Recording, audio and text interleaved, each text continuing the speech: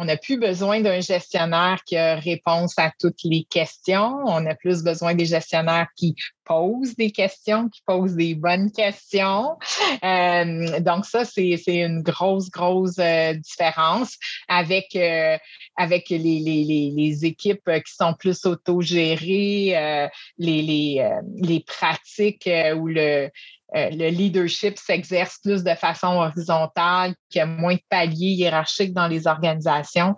C'est sûr que le rôle du gestionnaire va être très, très différent, mais je pense que ça prend quelqu'un qui vraiment sort du lot, qui est capable d'avoir une vision, qui est capable de voir qu'est-ce qui s'en vient puis qui va accompagner ces gens. Fait que c'est un rôle d'accompagnement, puis c'est par son accompagnement qu'il y a des résultats dans l'organisation.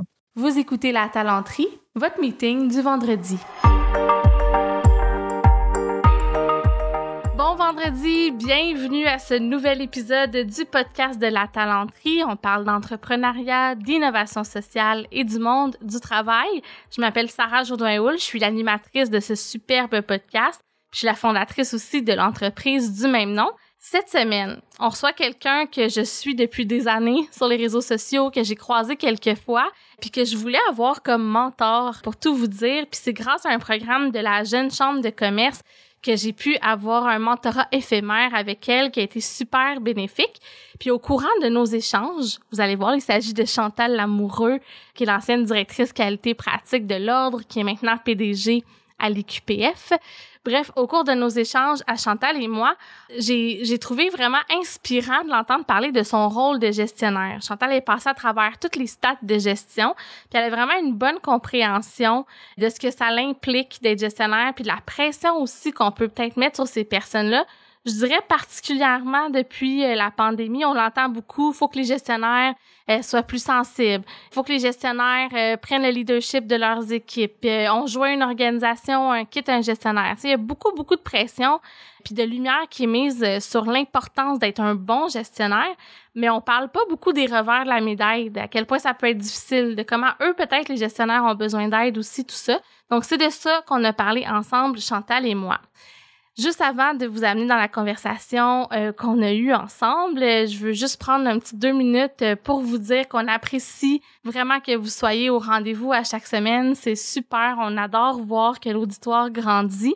Si jamais vous êtes capable de nous aider en prenant un petit 2 minutes, vraiment, là, ça se fait super facilement. Allez nous donner 5 étoiles. Le lien pour le faire est directement dans les notes de l'épisode. Vous pouvez aussi nous liker si vous nous écoutez sur YouTube. C'est rare, là, les gens qui écoutent, mais si jamais vous êtes sur YouTube, abonnez-vous à la chaîne de La Talenterie, likez l'épisode. Et puis sur les réseaux sociaux aussi, n'hésitez pas à commenter, à liker, à partager. C'est un petit geste, mais ça fait vraiment une grande différence. Pour nous, c'est un peu comme notre tip, tu sais, comme quand on va au restaurant puis qu'on donne un tip au serveur pour dire qu'on a apprécié le repas. Donc voilà, le message est lancé. Puis mais là-dessus, on s'en va rejoindre Chantal Lamoureux qui va nous parler du rôle du gestionnaire.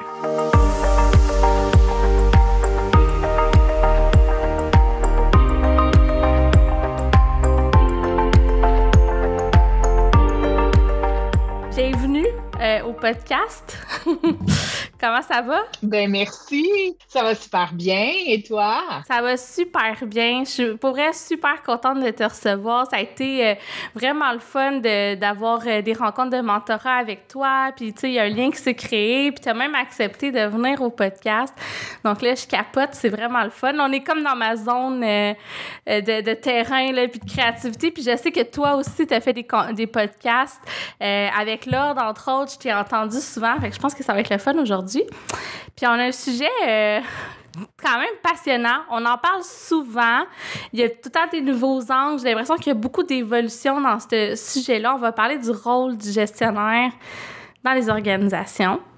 C'est toi qui as proposé qu'on parle de ce sujet-là. Je serais curieuse de savoir qu'est-ce qui t'interpelle en fait dans cette thématique-là, outre le fait que tu es gestionnaire. Oui, puis le fait aussi que dans ma carrière, j'ai soutenu vraiment beaucoup de gestionnaires aussi dans toutes sortes d'organisations. Le rôle de gestionnaire, c'est fondamental. Dans le fond, son rôle au gestionnaire, c'est de faire en sorte que les gens réussissent. Donc, c'est merveilleux. Puis, au tout début de ma carrière, il y avait quelqu'un qui m'avait dit, tu sais, dans la vie, il y a 2 rôles qui sont extrêmement, extrêmement difficiles, puis que tant qu'on les a pas faits, on ne sait pas jusqu'à quel point c'est difficile. Et le premier rôle, c'est le rôle de parent. Puis le deuxième, c'est le rôle de gestionnaire. Tu peux lire là-dessus, tu peux suivre des formations, tu peux même remplacer des gens. Là, ça arrive dans certaines organisations, les gens vont en vacances, puis là, tu remplaces pour une semaine ou 2. Mais tant que tu n'as pas les 2 pieds dedans, tu ne peux pas savoir qu'est-ce que c'est, ce que ça vient chercher, ce que ça fait, ce que ça a comme impact sur la vie des gens. Donc, c'est fondamental. Souvent, on parle de leadership. Oui, il faut du leadership pour être gestionnaire, mais on ne parle pas souvent du rôle de gestionnaire. Puis pourtant, c'est crucial pour le succès des organisations.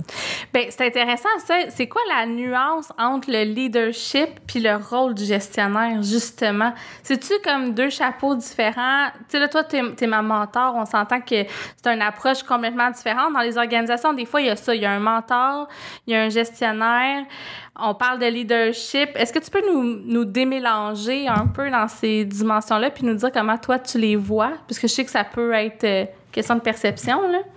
Oui, c'est ma perception à moi, là, mon expertise de mes quelques dizaines d'années d'expérience. Mais dans le fond, pour moi, le leadership, c'est dans le fond comme une grande méta-compétence. Là, puis ça comprend plusieurs compétences. Puis c'est pour ça qu'on dit que très souvent, puis ça, je suis d'accord avec ça, on peut avoir du leadership, exercer du leadership même si on n'est pas dans un rôle de gestionnaire. On peut être un professionnel dans différents domaines puis avoir beaucoup de leadership pour faire avancer sa profession, pour être un gestionnaire de projet ou toutes sortes de choses. La gestion, c'est vraiment un rôle et ça demande certaines compétences. Puis quand on parle de coaching puis de mentorat puis tout ça, ce sont des formes d'accompagnement. Fait que jusqu'à un certain point, moi, je vois ça quasiment comme des moyens. Okay. Donc, comme gestionnaire, comme je te disais, le rôle pour moi, c'est d'aider les gens, mettre les conditions en place pour que les gens réussissent. Fait qu'un des moyens que je peux avoir, c'est d'utiliser le coaching à certains moments si la personne, c'est ça qu'elle a besoin pour réussir. À d'autres moments, ça va être d'autres moyens qui vont être là. Par exemple, si on parle de sous-performants, là, puis on est en train d'encadrer pour malheureusement s'en aller vers une fin d'emploi, ben là, on n'est plus dans le coaching, là, on est dans d'autres sortes de moyens. Là. Donc, c'est pour ça que vraiment, la gestion, c'est un rôle avec un but précis. Le leadership, c'est une métacompétence, puis les modes d'accompagnement, ce sont des moyens pour mettre tout ça en place.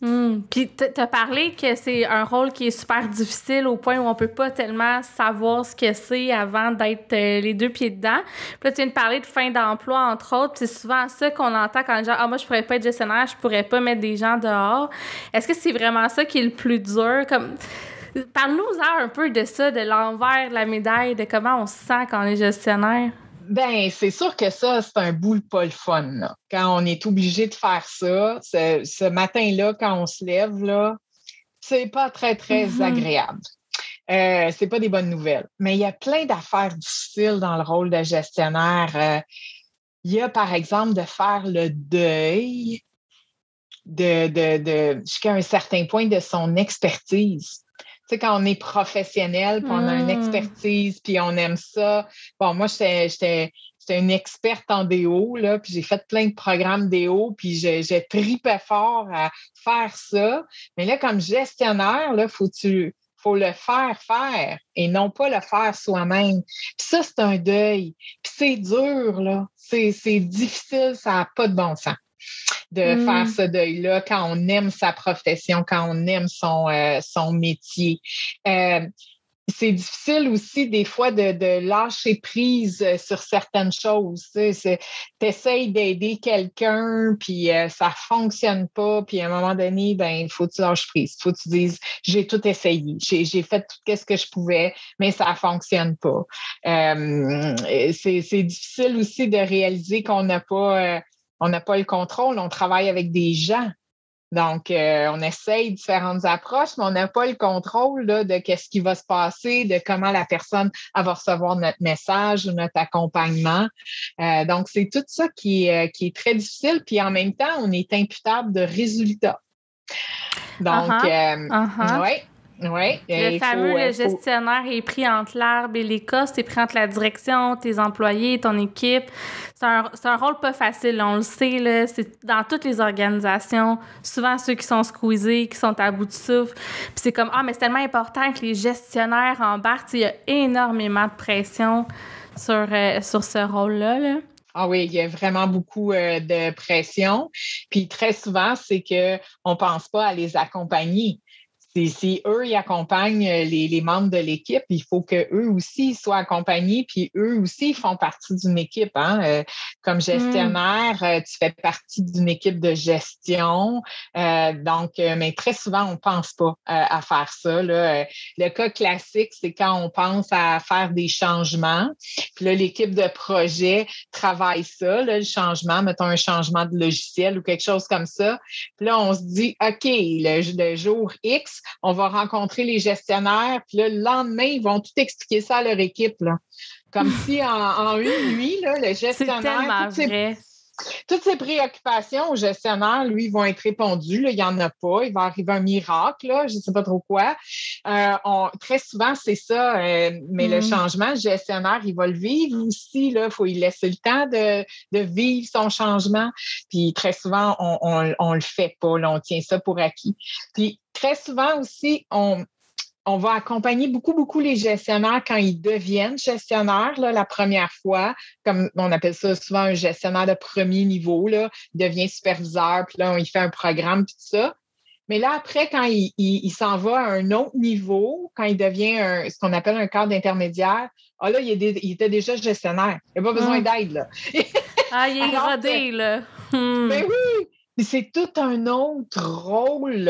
C'est gérer des gestionnaires, c'est une autre affaire complètement. On est complètement plus loin du terrain, mais il faut rester proche. En tout cas, ça, malheureusement, c'est ça qui fait qu'effectivement, il y a des gens qui, même malgré qu'ils ont plein de belles compétences, malgré qu'ils ont toute la bonne volonté du monde, vont malheureusement avoir beaucoup de difficultés, puis vont se rendre souvent malades ou vont tout abandonner ça, puis vont retourner à des rôles de professionnels alors qu'on perd des très, très bons gestionnaires. Ça, je trouve ça tout le temps très triste. Oui, puis j'imagine, j'anticipe, là, tu pourras me dire si ça se valide avec toi qui a l'expérience vraiment terrain, mais tu sais, je sais pas à quel point tout le monde est préparé aux attentes que les employés peuvent avoir envers eux.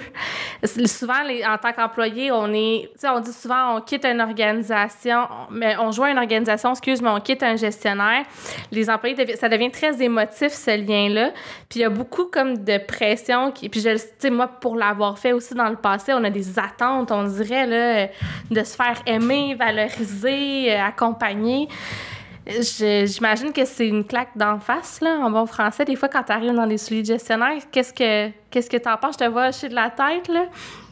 Oui, effectivement. Ça, je suis tellement d'accord avec ça. Là. On joint une organisation, puis on quitte un boss. Là. Moi-même, dans ma carrière, j'ai fait ça. Oui. Mais il ne faut pas le prendre personnel. Il y a des gens avec qui ça va super bien, puis il y a des gens, encore une fois, malgré toute notre bonne volonté, ça ne fonctionnera pas. C'est ça, on est tous des êtres humains là, dans toutes nos relations, dans nos vies. Puis ça veut pas dire que la personne, c'est pas une bonne personne ou quoi que ce soit. Ça veut juste dire qu'on n'a pas un fit. On voit pas les choses de la même façon. Un jour, j'avais entendu le danseur Nico Archambault il expliquait, c'était Penelope McQuaid qui l'avait en entrevue, puis elle dit, ça doit être terriblement difficile, Nico, tu fais des auditions, tu sais, puis tu te fais refuser, puis comment tu prends ça? Puis lui, il avait dit, non, c'est correct. Moi, je sais ce que je vaux, je sais ce que j'ai à offrir comme artiste, puis des fois, ça ne correspond pas à ce qu'on cherche. Ça ne veut pas dire que je ne suis pas bon, ça ne veut pas dire que je vaux rien, ça veut dire que ça ne marche pas. Mais ça m'avait beaucoup, beaucoup marqué, là, puis fait que c'est ça, des fois, la chimie n'est pas là, on ne voit pas les choses de la même façon, puis c'est correct, là, on est dans une société libre, fait que faut avoir le courage de se dire, ben on ne fera pas ce bout de chemin-là ensemble. Là. Moi, ça m'est arrivé comme gestionnaire dans une équipe. Il y a quelqu'un qui ne voyait pas les choses comme l'organisation les voyait. Puis donc, naturellement, comme moi, je les voyais. Là. Moi, je représentais l'organisation. On a eu plusieurs conversations pour lui permettre de comprendre le pourquoi. Puis à un moment donné, un matin, il est arrivé dans mon bureau. Puis j'ai dit, comment ça va? Il dit, ça va pas bien. Puis j'ai dit, mais qu'est-ce que tu vas faire avec ça? Mais il dit, je pense que nos chemins vont se séparer parce que c'est irrécupérable. Oui, ça fitait pas. Oui, puis là, tu parles dans une situation où le fit avec la vision de l'entreprise marche pas. Mais on entend souvent parler aussi de laisser l'opportunité aux gens de choisir leur gestionnaire ou de changer de gestionnaire ou aux gestionnaires, ça on le fait moins, là, mais aux gestionnaires de dire « Ah, je suis pas sûre que je suis un bon fit pour être le gestionnaire de cette personne-là ». Qu'est-ce que tu en penses, toi, de cette tendance-là à dans le fond, faire en sorte que les personnalités fonctionnent, tu sais, j'ai envie de dire, là, ou les styles de gestion?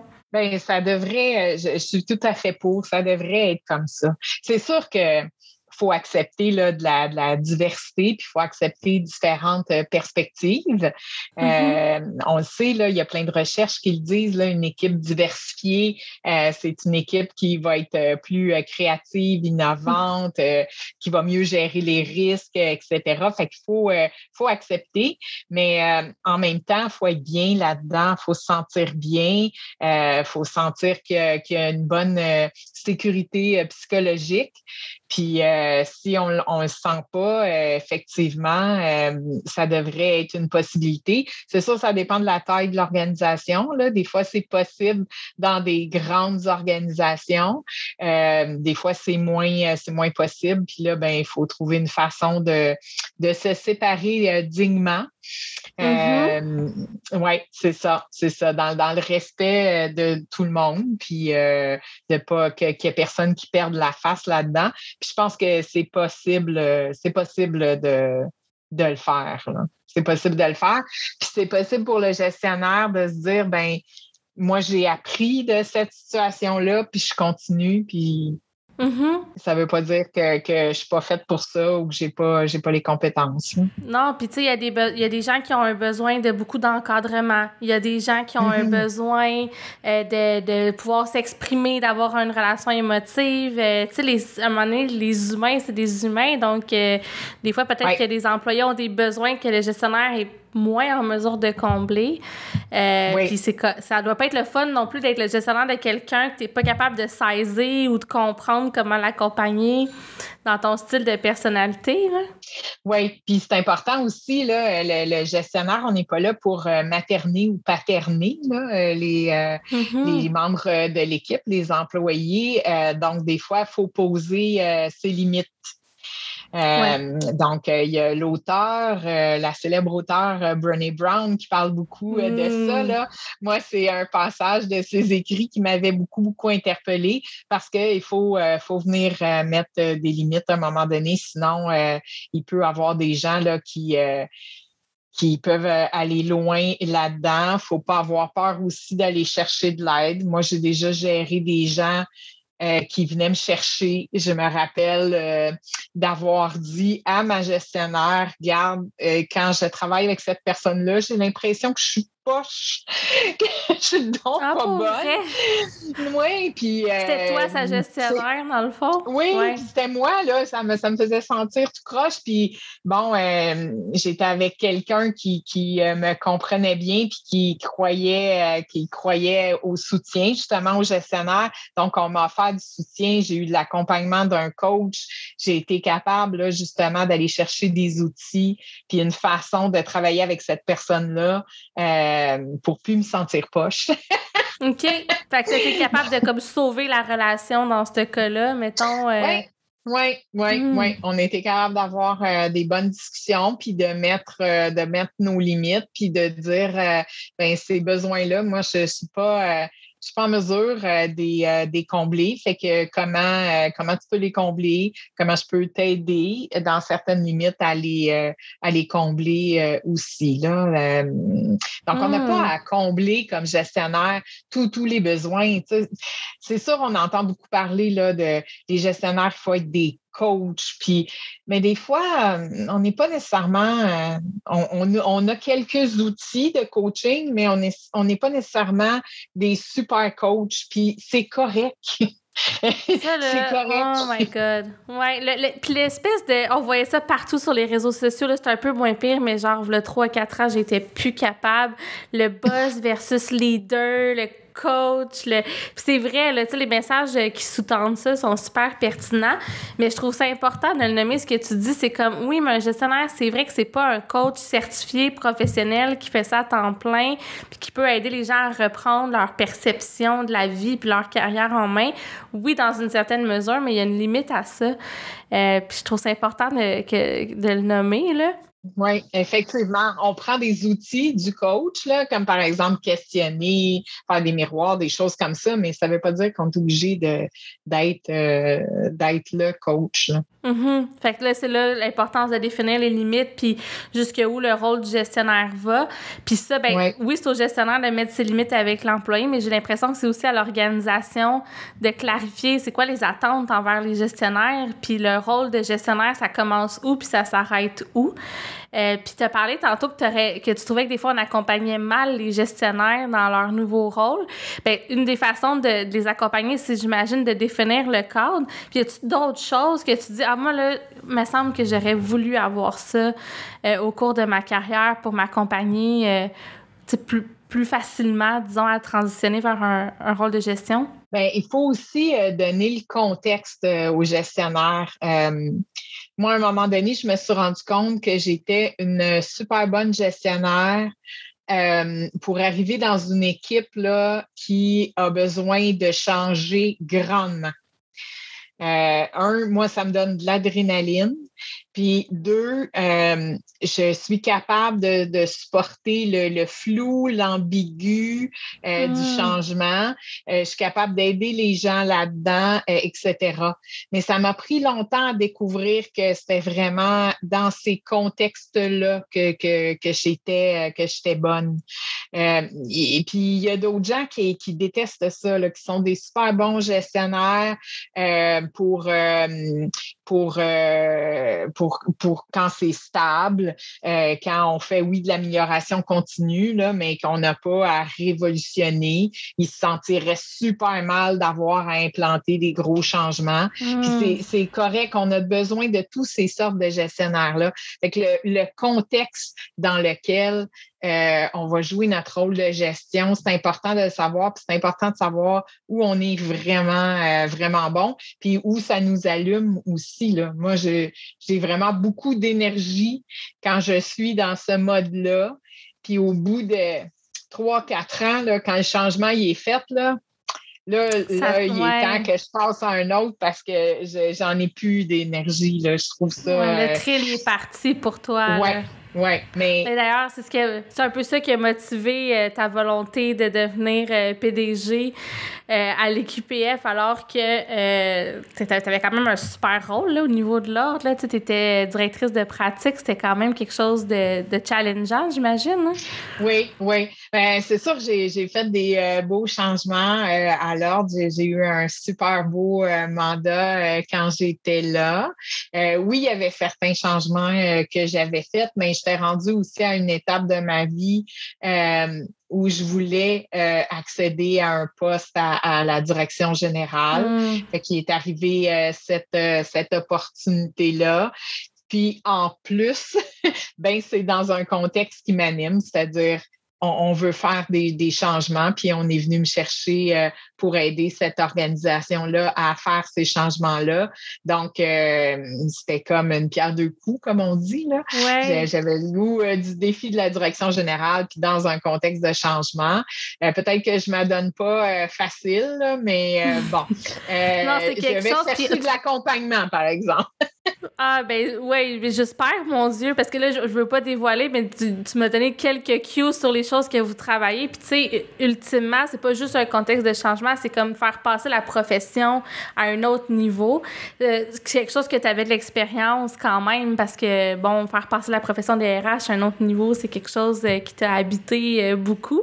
Puis là, t'es comme un peu à l'ultime niveau de gestion, dans le fond, parce que là, une fois que t'es PDG, t'es pas mal au top de la gestion. Est-ce que tu ressens aussi, tantôt tu disais cadre de premier niveau, c'est pas le même défi que cadre intermédiaire. T'as-tu ressenti là, ce décalage-là aussi? Ouais. Ah oui, totalement, totalement. Là, je suis dans un rôle où j'ai eu le vertige un petit peu quand je me suis rendu compte comment on est tout seul. Là, j'étais plus tout seul. Ah ouais. Que dans mes autres rôles de gestion que j'ai faites. Tu sais, tantôt, je disais, tu as ton équipe que tu gères, puis tu fais partie d'une équipe de gestion. Donc, tu as d'autres collègues qui sont à ton niveau aussi. Et ça, c'est très important. En tout cas, ça l'était beaucoup pour moi. Là, oui, j'ai mon équipe de gestion, mais c'est l'équipe que je gère. Puis mon conseil d'administration, ben c'est mon boss. Fait que là, vraiment, c'est un rôle très, très particulier. Puis après quelques mois, ça m'a donné un peu le vertige, mais l'accompagnement fait toute la différence, là. Donc, d'être accompagné d'un bon mentor, d'un bon coach, ça aide pour pouvoir justement avoir des réflexions avec d'autres personnes pour s'enligner. Parce que quand on a un boss, là, quand on est gestionnaire puis on a un boss, jusqu'à un certain point, c'est entre guillemets facile, là. Ben c'est ça, à un moment donné, tu t'assois avec ton boss, tu dis, regarde, j'ai le choix entre A, B et C, puis là, le boss, à un moment donné, il discute avec toi, puis il dit, OK, on y va pour B. Là, tu dis, OK, c'est B, puis on y va, là. Là, c'est moi qu'il faut qu'il dise si c'est B ou C, là. Ouais, puis le CA, il va quand même te demander de rendre des comptes, fait que c'est pas juste comme genre, j'assumerai les conséquences, c'est comme, oui, mais faut que je rende des comptes au CA, ça doit être assez particulier, effectivement. Puis quand tu dis, tu te fais accompagner, est-ce que tu as aussi eu le réflexe d'avoir un réseau genre communauté de pratique composé de gens qui ont le même défi de toi, qui sont à la présidence, direction générale d'un organisme ou d'une entreprise? Oui, effectivement, là, effectivement, il y a des gens comme ça alentour de moi. Puis ça, c'est la beauté de notre rôle là, comme professionnel RH. J'ai accompagné des gens qui étaient dans ce rôle-là. Fait que quand ils ont su que j'accédais à un poste comme ça, ils m'ont aussi offert de l'aide, là. Donc, c'est sûr que oui, ça fait du bien. Tu as un réseau vraiment impressionnant, fait que j'imagine que ça l'a dû aider d'avoir une vague d'offres quand tu as travaillé toute ta vie, ton réseau comme toi, là. Effectivement, le réseau, ça fait toute la différence parce que là, tu peux dire, attends un peu, là, une telle, elle m'a déjà compté qu'elle avait passé à travers ça. Puis là, on peut s'appeler puis en discuter un peu puis bénéficier des apprentissages que cette personne-là, elle a fait, là. Elle a passé à travers puis elle a pu prendre un peu de recul. Fait que c'est bon d'aller chercher un peu d'expérience comme ça, puis on se sent moins seul. Là, on se dit, OK, c'est pas juste moi, c'est pas moi qui est poche ou qui est pas correct, là, c'est tout le monde passe à travers ça, puis c'est bien normal. Oui, puis tu sais, j'imagine une part d'écoute là, ou de compréhension quand tu dis valider que t'es pas toute seule, mais aussi de te sentir comprise. C'est quand même quelque chose d'important là, qu'on a besoin comme humain de sentir qu'on est compris puis qu'il y a quelqu'un qui écoute. Donc, j'avoue que puis là, toi, au quotidien, dans le fond, c'est comme tu regardes autour de toi, tu l'as pas tant. Fait que t'es comme plus obligé de te replier sur à l'externe puis de t'entourer à l'extérieur de l'organisation. Parce que sinon, ben pas que tu l'as pas, on veut pas dire que tes collègues t'écoutent pas, mais ça reste que tu es dans une dynamique de gestion envers eux, c'est assez particulier, là. Oui, oui, effectivement. Puis souvent, ce rôle-là est joué, par exemple, par des professionnels RH là, dans une organisation présentement qui n'a pas quelqu'un à temps plein parce qu'on n'est pas très, très gros. Mais souvent, ce rôle-là, je l'ai joué comme professionnel RH. Il y en a dans les organisations qui le jouent, puis c'est essentiel. C'est essentiel. Ça fait vraiment toute la différence du monde. Puis des fois, c'est justement juste d'être là. Je me souviens, moi, d'avoir accompagné des dirigeants, par exemple, quand on disait tantôt, là, quand on est obligé de laisser aller des gens, puis un coup que tout ça est fait, de me faire dire, on peut-tu juste aller prendre un café puis jaser toutes sortes d'affaires, ça, 15-20 minutes, ça va me faire du bien. Mais juste ça, c'est précieux. Oui, puis quand on parle du rôle stratégique des RH, des fois, c'est flou, puis c'est comme pas clair qu'est-ce qu'on veut dire, mais ça en est un, là, d'être vraiment un appui, tu sais, émotif, logique, quelqu'un qui comprend les dynamiques entre humains. Ça, j'avoue que ça a vraiment une très, très grande valeur. Puis je veux revenir aussi un peu au rôle de gestionnaire, vraiment comme tel. Tantôt, tu as parlé que des fois, c'est pas nécessairement un bon fit, tu sais, entre la personne puis le gestionnaire. Puis c'est peut-être un peu particulier comme question, mais je me dis comment ça... Parce que les humains, on change, tu sais, on évolue. Fait que peut-être que quelqu'un qui était un super bon gestionnaire pour toi au moment que tu as commencé un rôle X dans une organisation, à mesure que toi t'évolues, que le gestionnaire évolue, que le contexte de l'entreprise change, ça se peut des fois que ça reste pas comme ça, là, disons, pendant 5-10 ans. Donc, est-ce que ça t'est déjà arrivé d'avoir ce disconnect-là où ça allait super bien, où tu sentais que tu étais la bonne personne, ou à l'inverse, là, d'avoir des gestionnaires qui, à un moment donné, répondaient comme plus à ce que toi, tu avais besoin pour grandir? Ben, je me rappelle pas d'un cas en particulier comme ça, mais effectivement, un cas que je me rappelle, par exemple, quelqu'un était dans mon équipe puis justement avait évolué, là. Puis là, il était temps que cette personne-là devienne gestionnaire. Puis j'ai un peu comme la maman oiseau, là, je l'ai poussée un peu en bas du nid. Je me rappelle, elle avait posé sa candidature pour un poste de gestionnaire, puis elle ne voulait pas aller à l'entrevue. Puis la journée de l'entrevue, elle dit « je ne vais plus, je ne l'aurai pas. » Puis il a fallu que je dise « Non, vas-y. » Et effectivement, si tu ne l'as pas, tu vas avoir vécu l'expérience. Fait que la prochaine fois, tu vas être mieux outillé, tu vas avoir du feedback. Ça vaut la peine. Puis finalement, elle a eu le poste de gestionnaire, là, puis elle a été une superbe gestionnaire. Donc, c'est plus ça, moi, qui m'est arrivé là, de voir que la personne était rendue là, était prête, puis il fallait comme juste y donner un petit swing.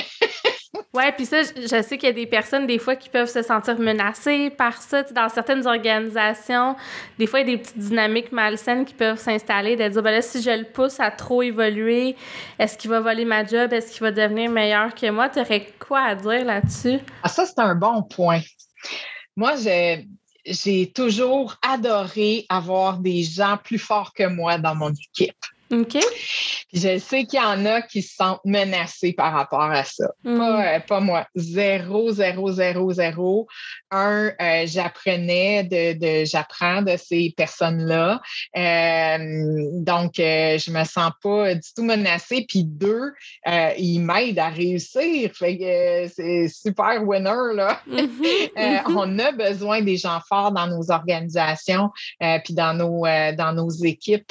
Donc, moi, c'est pas du tout, j'ai jamais senti ça comme une menace comme telle. Puis je pense que dans le monde du travail d'aujourd'hui, il y a moins en moins de gens qui voient ça parce que de toute façon, tout le monde bouge là, sur ces chaises-là. Il y a tellement d'opportunités aussi dans le milieu du travail, fait que c'est rare de nos jours que les gens restent toujours assis sur sur la même chaise ou dans la même organisation, là. Donc, je pense qu'il faut pas avoir peur des gens qui sont forts puis qui deviennent plus forts que nous, puis même qui, des fois, quittent l'organisation. J'ai déjà eu quelqu'un dans mon équipe d'extrêmement fort, puis son rêve, c'était d'être entrepreneur. Puis j'ai travaillé avec cette personne-là, j'ai donné le plus que je pouvais. Il m'a donné le plus pendant ces 3 années-là. C'était merveilleux. Mm-hmm. Il est devenu entrepreneur, puis après, on est devenu son client. Fait que c'était beau, win-win. ces histoires-là. Oui. Mais je pense que c'est ça, c'est peut-être aussi d'en parler puis de légitimer ça puis de défaire des nœuds, parce que je pense qu'il y a encore malheureusement des gens pour qui c'est plus difficile. Ben ça doit venir aussi de la confiance en soi, là. J'imagine qu'à partir du moment où tu sais que tu es compétent, que tu as confiance en toi, c'est pas mal moins menaçant, même si les autres, tu sais, changent de rôle ou à la limite te dépassent dans la hiérarchie. Toi, tu sais que tu vas trouver ta place puis faire ton chemin. Ça doit aider pas mal. Oui, faut une bonne dose de confiance en soi pour être gestionnaire. Puis faut se dire que effectivement, mais ça, dans les rôles de professionnels aussi ou n'importe quel rôle, faut se dire à un moment donné, ben je vais trouver ma place, je vais trouver un endroit où je vais pouvoir contribuer à la mesure de mon potentiel, puis je vais être bien là-dedans, puis je vais apprendre. Pour moi, c'est bien important aussi d'apprendre. On travaille tellement longtemps, faut que, oui, on travaille pour notre paye, là, mais il faut que notre paye, c'est pas juste les sous qui sont déposés dans notre compte, c'est les apprentissages qu'on fait, c'est les compétences qu'on développe, c'est les relations qu'on développe aussi avec les gens. C'est tout ça, notre paye, là. C'est ça, la vraie rémunération globale. Ah oui, mon Dieu, tu es sur un terrain que j'adore. Tu le sais bien. Je vois ton sourire. Puis, tu sais, tantôt, tu disais, ben, le monde du travail a changé. On est moins dans ça, la compétition. Puis, ça m'amène ça me fait popper une question. Mais justement, le monde du travail a changé. Moi, en début de carrière, je suis un petit peu plus jeune que toi, mais pas tant. Fait que je sais pas si je suis pas sûre que tu as vécu ça, mais en début de carrière, ma gestionnaire me racontait une époque pas si lointaine, super hiérarchique dans le bureau, où, tu sais, comme c'était des patrons qui criaient des fois avec les employés qui sortaient en pleurant, tu sais, en se serrant les dents. Puis, ça, est-ce que tu as vécu ça, toi, dans le monde du travail? Il me semble que ça a changé vite. Ah oui, moi, j'ai vécu ça. Je me rappelle, là. Ah ouais! Je me rappelle comme si c'était hier. Malheureusement, ça m'est arrivé, là. J'étais étudiante à l'époque, puis j'étais arrivée à un moment donné, je travaillais à temps partiel, là, étant donné que j'étais étudiante, puis j'étais arrivée, puis l'endroit où je travaillais, là, je vais taire l'endroit où je travaillais, il y avait des clients, là, c'était ouvert, il y avait mes collègues, puis mon superviseur m'a dit « T'as fait une erreur, bla, bla, bla, bla, bla. » Puis finalement, quand on a regardé le document qu'elle avait, c'était pas moi, c'était pas ma signature, c'était une autre personne. Puis elle venait de m'engueuler devant tout le monde pendant 10 minutes. Oui, c'est ça. Donc, quand je suis devenue gestionnaire, je me suis dit jamais, je vais faire ça. Donc, à chaque fois que quelqu'un faisait une erreur, je me faisais tout le temps un devoir. Je me fais tout le temps un devoir plutôt de dire, est-ce que c'est toi qui as fait ça? Aide-moi à comprendre, je veux valider. Parce que ça m'était beaucoup resté. Fait que oui, on peut plus faire ça de nos jours. Puis en même temps, je suis réaliste, là, il y a peut-être certains milieux de travail où malheureusement, ça existe encore, mais ça devrait tellement pas être toléré. On est tous des êtres humains, on a tous le droit au respect. Puis oui, des fois, on fait pas des choses correctes, on fait des erreurs. Puis faut être capable de dire à la personne, ben malheureusement, c'était pas ça. Et voici qu'est-ce que c'est, puis laisser la chance à la personne de s'excuser, puis de dire, OK, ben on continue sur quelle base. Donc, ouais, je pense que dans la société en général dans laquelle on vit, là, c'est plus acceptable. Puis malheureusement, il y a d'autres pays où c'est pas encore comme ça. Je rêve d'un monde où on va être capable de se parler, puis d'être en mesure d'avoir des relations harmonieuses au travail, même si on n'est pas tout le temps d'accord. C'est correct de pas voir les choses de la même façon. faut juste s'en parler. Tout à fait. Oui, puis légitimer le conflit dans les organisations, bien le vivre, pas l'éviter non plus, parce que ça non plus, c'est pas nécessairement sain. Puis tu fais bien de nuancer, parce que c'est vrai, je dis, bon, ça a beaucoup changé, j'ai pas connu ça. Ce que je veux dire, c'est que maintenant, c'est plus accepté dans l'opinion publique, ou ça se fait encore, t'as super raison, merci de le dire, parce que reste que le chemin est pas 100% réglé. Mais t'as-tu l'impression que c'est comme l'arrivée des millennials qui ont changé la manière de gérer, ou c'est peut-être trop accordé d'importance à une génération? C'est quoi, dans le fond, selon toi? C'est-tu juste on évolué? Est-ce que les millennials ont tant que ça transformé le monde du travail, de ta perception?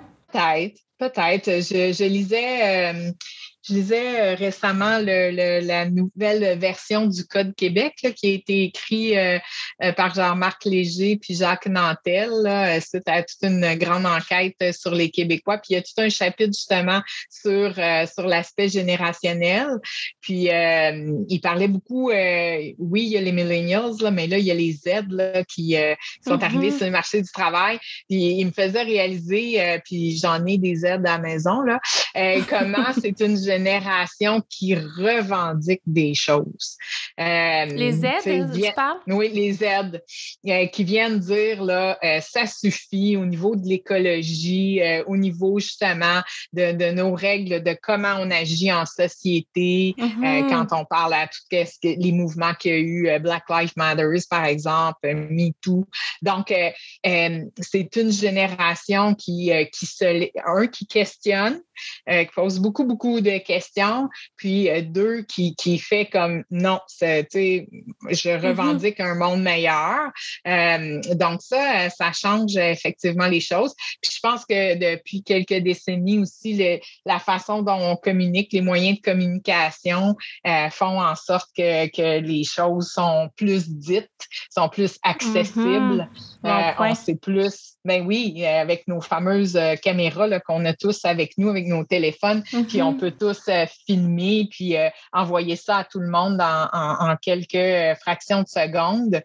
Ça fait une grosse différence, puis ça a des différences en milieu de travail aussi, là, c'est certain.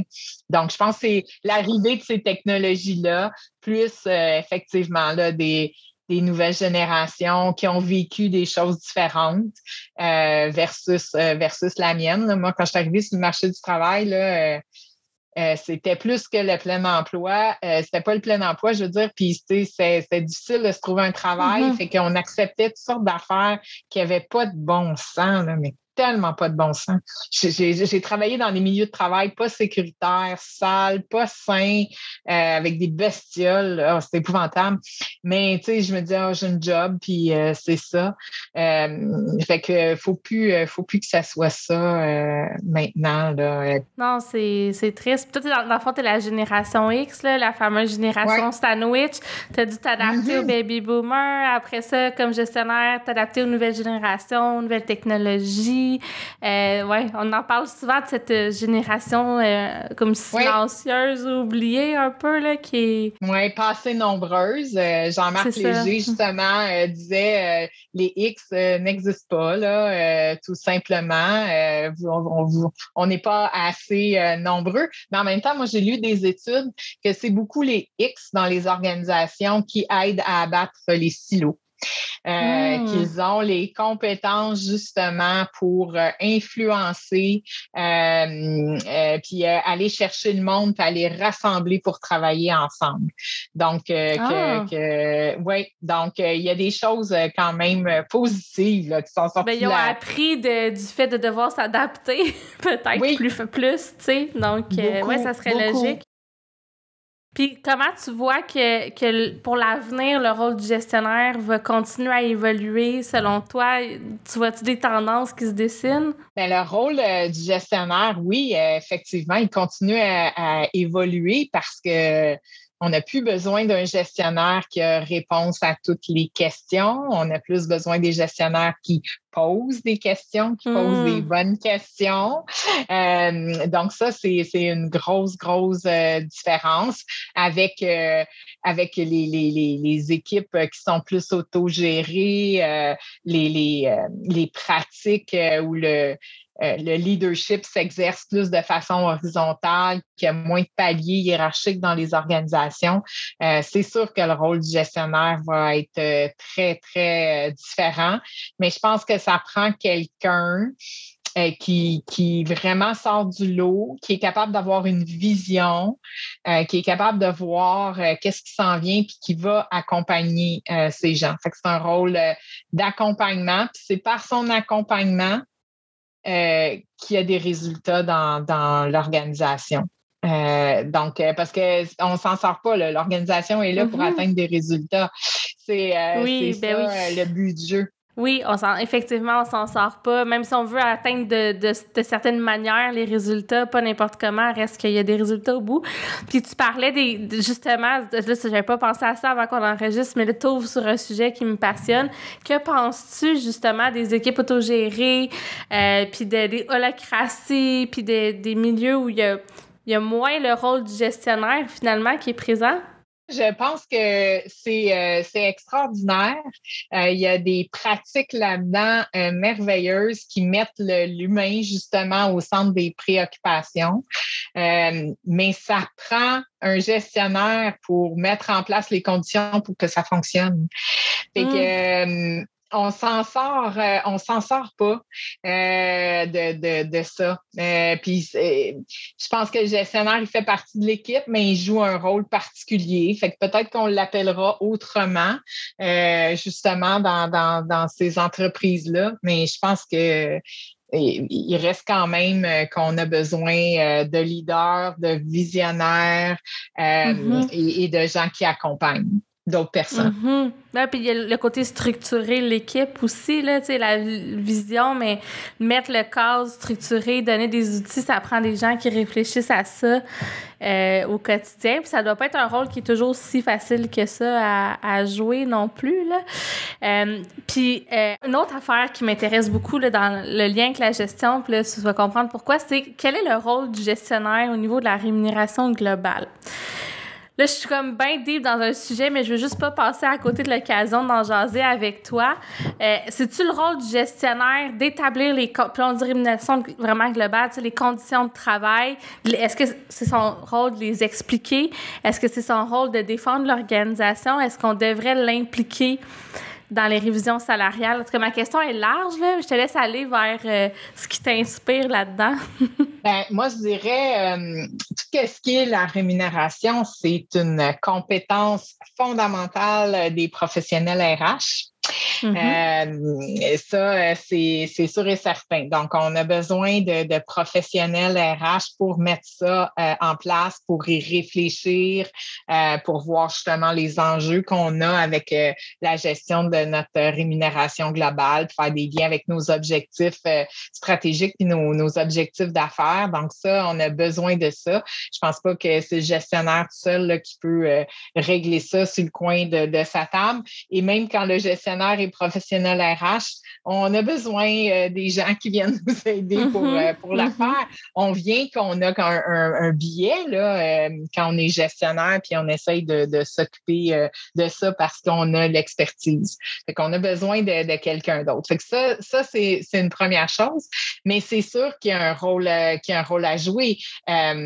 Faut voir effectivement dans l'application de tout ça, dans l'équité, dans le sentiment de justice aussi là, dans l'organisation. Des fois, de la façon dont sont faites les programmes de rémunération globale, on veut tellement introduire de flexibilité que là, ça peut, si c'est mal expliqué, si au jour le jour, comment c'est vécu, c'est mal véhiculé, mal compris, peut-être que ça peut créer un sentiment d'injustice, puis là, ça va créer des enjeux épouvantables. De genre, moi, mon salaire, il est plus bas, mais ouais, mais t'as oublié que tu t'es acheté des vacances puis que t'as investi dans telle affaire. C'est ce que tu veux dire un peu? Oui. Bon, puis là, avec le mode de travail qui va changer, là, puis on va s'en aller en mode hybride, puis on ne sait pas présentement ça veut dire quoi vraiment le mode hybride.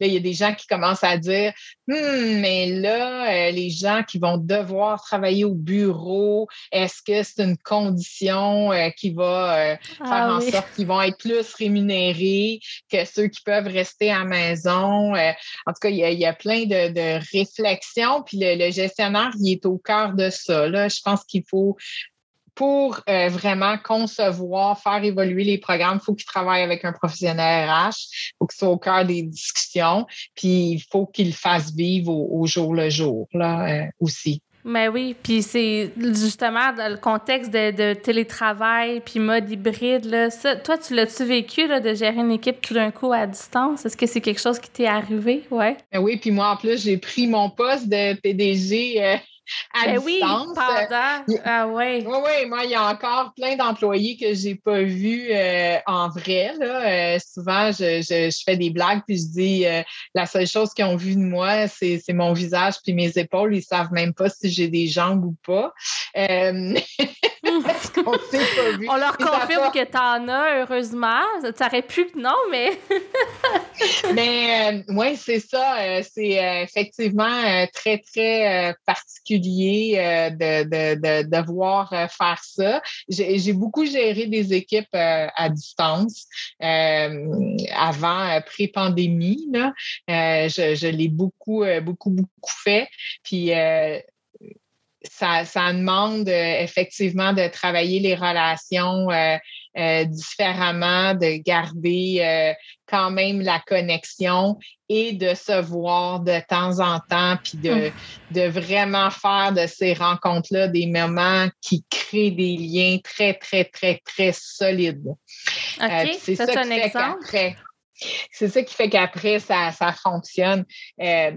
La première fois que j'ai vécu ça, je travaillais à l'époque, là, je vais les nommer, pour la Banque de Montréal. Fin des années 90, là, il y avait eu la création d'M-Banks, la première banque virtuelle au Canada. On travaillait à travers le Canada. Il y avait des centres partout. Et puis, notre vice-président, il nous avait amené pour une rencontre toute la gang à Toronto. On avait eu une première journée très business, là, réunion bien traditionnelle, le soir avec un petit souper. Puis le lendemain, il nous avait dit je vous dis pas qu'est-ce qui se passe, amenez des souliers de course. On n'avait aucune idée, mais il nous a emmenés faire du bateau dragon. OK. Mon Dieu, oui. Ça devait être nice, par exemple. C'était quelque chose. On a compris,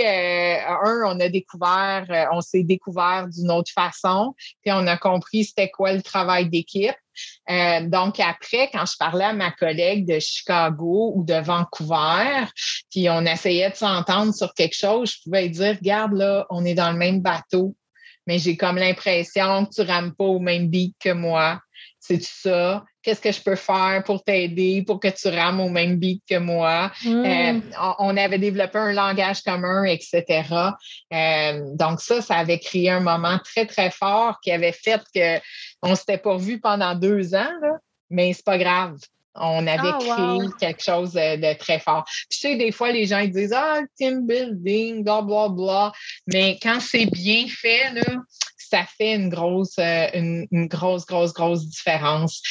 Puis même si on n'a pas les moyens de faire une affaire comme ça, là, parce que c'est sûr, là, c'était des gros sous, le fait d'être ensemble, mettons, dans une même salle, il faut trouver le moyen que ce soit le fun, qu'il y ait quelque chose de fort qui est resté de ça pour faire en sorte qu'après, on ait un langage commun. On peut se dire, ouais, mais là, c'est comme telle affaire, etc. Donc, c'est ça qui fait la différence dans les équipes à distance. Puis c'est ça que j'ai très, très hâte de faire avec mon équipe. Puis bien là, en attendant, ça a été quoi tes trucs de survie là, pour justement créer un peu de connexion avec ton équipe, puis te faire accepter aussi, faire accepter ton autorité, tu sais, parce que reste qu'il faut gagner la confiance des gens là, quand tu arrives, surtout comme un poste de PDG. Ça a été quoi tes techniques, si t'es game de les dévoiler, là, si t'es à l'aise? Ben, c'est sûr que faut parler aux gens, puis il faut parler aux gens autant que possible en one-on-one. Donc, oui, j'ai fait des rencontres, l'ensemble de l'équipe, là, mais en petite mosaïque, là, sur l'écran, c'est pas évident. Donc, j'ai fait beaucoup de rencontres en one-on-one avec tout le monde. On a travaillé un plan annuel là, qu'on a déposé à notre CA qui était approuvé. Quand je l'ai présenté à l'ensemble d'équipe, le plan annuel, j'ai fait une première rencontre où j'ai parlé du plan, mais après ça, on a fait des petites rencontres, 3-4 personnes à la fois. Puis là, c'était pas une présentation, je leur ai dit, là, vous arrivez avec toutes vos questions. Puis toutes les questions sont bonnes. Là, on jase du plan, puis pour vous aider à le comprendre et à vous l'approprier. Fait qu'il faut faire effectivement... faut pas penser là, que vu qu'on fait une rencontre, que tout le monde est là, que l'affaire est ketchup, puis ça fait check. Là. Fait que ça a été de répéter, de revoir les gens, de leur demander aussi leur opinion, j'imagine, oui, ou leur préoccupation. Définitivement, c'est sûr. On a fait quelques sondages aussi pour permettre à tout le monde de s'exprimer. Là. C'est sûr que même si on est en one-on-one ou en petit groupe, il y a des gens qui s'exprimeront pas, puis c'est important d'aller chercher vraiment qu'est-ce qu'ils pensent. Fait que de le faire avec des sondages, souvent, c'est la façon d'avoir accès à ça. Puis quand on fait des sondages, moi, ce que je dis, c'est qu'il faut revenir aux gens rapidement après, puis leur dire c'est quoi les résultats du sondage, puis leur dire qu'est-ce qu'on va faire avec. Parce que c'est là, après, que quand tu vas arriver avec un autre sondage, ils vont vraiment répondre au sondage, là, parce qu'ils vont dire, OK, ça va à peine que je fasse ça, parce qu'elle le regarde vraiment, puis elle agit selon ce qu'on a dit. Donc ça, j'ai fait quelques sondages, puis j'ai agi comme ça, fait que je pense que c'est aller chercher la confiance. Puis il faut être patient, là. On fait des petits succès, puis là, les gens font comme, ah, OK, puis des fois, il faut aussi accepter, là, on a lancé un projet récemment, puis là, je me rendais compte par les courriels puis les conversations avec un puis l'autre que ça marchait pas. Là. J'avais l'impression que les gens n'étaient pas sur la même planète. Là. Je disais, OK, on se fait une petite demi-heure, tout le monde s'aligne en même temps. Là.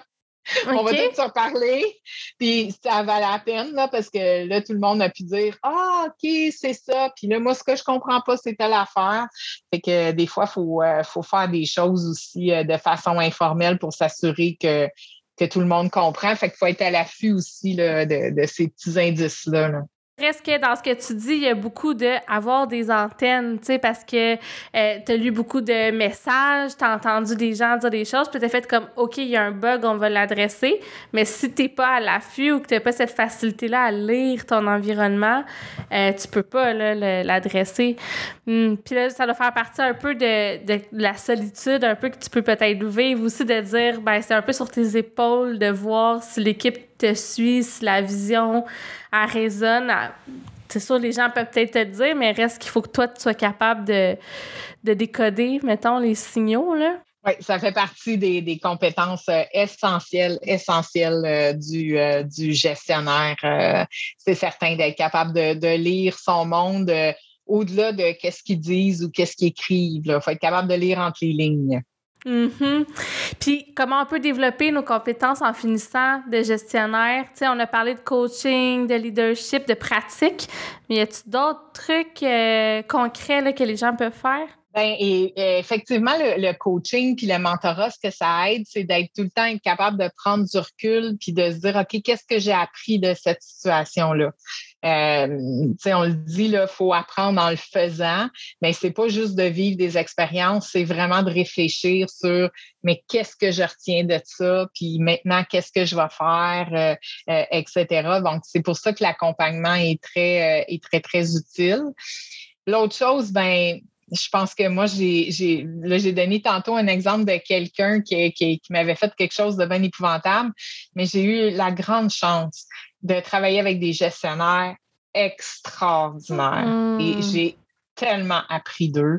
J'ai volé leurs recettes, leur façon de faire. Je m'entends des fois poser des questions et dire c'est une telle qui me posait cette question-là.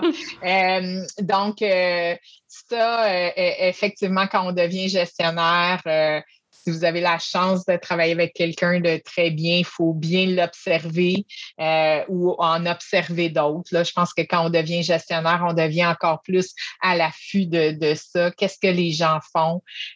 Puis essayer, puis voir si ça fonctionne pour nous. Puis faut prendre soin de soi, puis il faut se laisser une chance. Là. Il y a des bonnes journées, puis il y a des moins bonnes journées, puis on fait des bons coups, puis on en fait des moins bons. Mais c'est ça la vie. Faut-tu un peu accepter d'être vulnérable, tu sais, puis de pas s'imposer, d'avoir toutes les réponses? Ça se peut-tu qu'il y a comme un pattern des fois que je remarque là, que les gestionnaires ne s'autorisent pas à être vulnérables avec l'équipe? Oui, ça, c'est un super de bon point.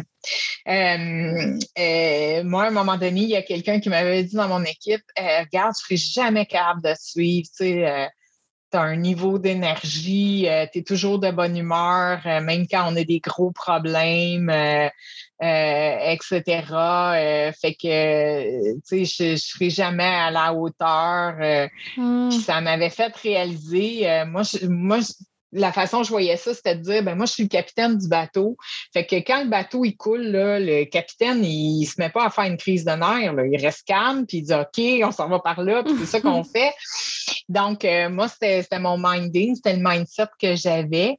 Mais effectivement, je me suis rendu compte que plutôt en partageant avec mon équipe en disant, aujourd'hui, je suis en beau joie le vert parce qu'il y a telle affaire. Ou hier, j'ai mal dormi, puis là, j'ai mal à la tête. C'est niaiseux, mais ça nous rend humains. Puis ça fait en sorte que effectivement, là, les personnes vont aussi s'ouvrir. Fait que oui, ça, c'est un grand apprentissage. Ça m'a pris du temps à le faire. Je l'ai fait que récemment, mais c'est très, très précieux de venir dire aux gens. Puis c'est étonnant aussi parce que quand on vient dire, par exemple, ça, là, je ne sais pas par quel bout je vais le prendre. Ben là, il y a du monde qui viennent t'aider. Ça doit être assez... Si tu le dis pas, puis tu graisses ça en dedans de toi, puis tu as l'impression d'être au-dessus de tout, ben tu te prives de tout ça. Les gens ne viendront pas t'aider. Donc, de se montrer vulnérable, de dire qu'on ne va pas nécessairement bien, de montrer ses émotions, mais en gardant ses limites aussi. Là, moi, oui, c'est ça que j'allais dire. J'imagine que c'est comme un équilibre. Là. Tu peux pas non plus faire hey, je capote, je sais pas quoi faire. Faut quand même que tu ailles, j'imagine, que tu démontres, gars, je sais pas par où on va le prendre, mais je le sais où on s'en va, puis j'ai confiance qu'on va y arriver. Tu as quand même cette pression-là, j'imagine, qui reste. Là. Oui, c'est certain. Mais je pense que ça démontre qu'on est humain, puis ça crée de l'ouverture. Puis on a besoin de l'ouverture comme gestionnaire parce que si les gens ne s'ouvrent pas, puis ils restent avec leurs affaires de leur côté, on pourra pas faire ce qu'on a à faire, puis c'est-à-dire de mettre en place les conditions pour qu'ils réussissent. Si j'ai pas accès à ça, je pourrais pas le faire. Fait que c'est pour ça que c'est tellement important, puis ça nous enlève de la pression sur les épaules aussi comme gestionnaire. Là, on n'a pas besoin d'être parfait. On a juste besoin d'être qui on est. Hein? Laurent Lapierre des HSC avait écrit un livre là-dessus. Là, on lead comme on est. Donc, c'est ça. On a juste besoin d'arriver comme ça en étant authentique. Puis les gens vont s'adapter puis ils vont être authentiques aussi. Puis on va tout être gagnant. Merci beaucoup, beaucoup, Chantal. Écoute, je suis sûre que cet épisode-là a fait beaucoup de bien à beaucoup de gestionnaires qui écoutent, je suis sûre qu'à plusieurs moments, ont fait comme « Oh mon Dieu, je me sens tellement compris ». Puis à l'inverse, ceux qui sont pas gestionnaires, peut-être que ça l'a ouvert un peu sur la réalité que leurs gestionnaires à eux peuvent vivre. Puis je pense qu'on a besoin en ce moment on parle beaucoup de bienveillance envers les employés. Je pense qu'on a besoin aussi de bienveillance envers le leadership, envers les gestionnaires, parce qu'on oublie souvent qu'eux aussi, c'est des humains puis qui ont beaucoup de pression. Donc, j'apprécie que tu sois venue nous parler de ton expérience. Ça a été vraiment le fun. Merci beaucoup de l'opportunité. J'espère aussi que ça va redonner de l'énergie à certains gestionnaires. Ça va donner le goût. J'ai commencé le balado en disant que c'est un rôle très difficile, autant difficile que d'être parent, mais en même temps, c'est tellement gratifiant, comme ce l'est d'être parent. Donc, le jeu en vaut vraiment la chandelle. Merci de l'invitation. Merci à toi. Puis je vais mettre tous les liens dans les notes de l'épisode pour que vous puissiez aller suivre Chantal Lamoureux sur LinkedIn, mais aussi l'IQPF parce que vous faites des affaires assez chouettes en ce moment. Ça vaudrait la peine de suivre un peu dans les réseaux sociaux ce que vous faites comme initiative. Ça m'a fait super plaisir. On peut mettre les liens aussi vers l'ordre des CRHA. Je demeure toujours une très fière CRHA. Puis je pense que pour les gestionnaires, il y a aussi des beaux outils sur le site de l'ordre. Ça va à peine. Ben merci, puis ça me fait penser, merci pour ton, je sais pas si qui suis-je pour te dire ça, mais j'ai le goût de te dire merci pour ton service, comme dans l'ordre des CRHA, je suis certaine que t'en as inspiré plus d'un là aussi, donc là, la vie t'a appelé dans d'autres contrées, mais c'est vrai que tu restes très proche de la profession, fait que merci pour ça. Oui. Bon vendredi, bye bye!